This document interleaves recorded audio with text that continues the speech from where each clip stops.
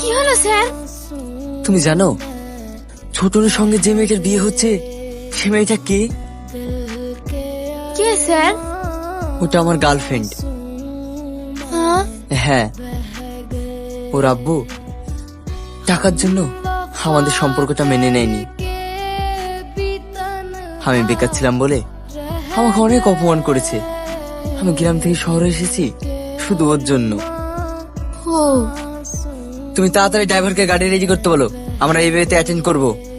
Okay sir. Sir, একটা কথা বলবো? হ্যাঁ বলো। আপনার আর ম্যাডামের কতদিনের সম্পর্ক? 2 বছরের। তাহলে আপনাকে না জানিয়ে উনি বিয়ে করছেন কেন?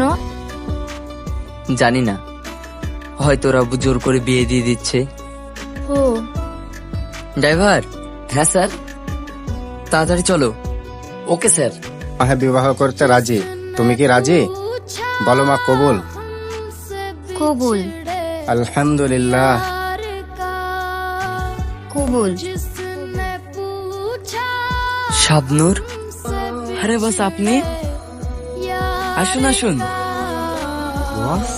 হ্যাঁ, উনি তো আমার বস, আমি ওনার কোম্পানিতে চাকরি করি। শাবনূর, আমার জন্য তুমি আর একটু ওয়েট করতে পারলেন না?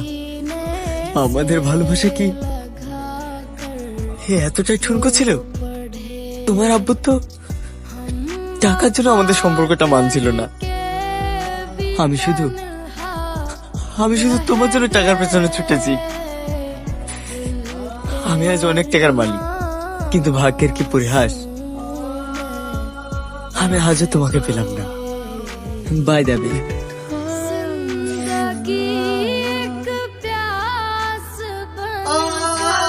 এই টাকাগুলো আমার তরফ থেকে তোমার বিয়ের উপহার। Happy marriage life.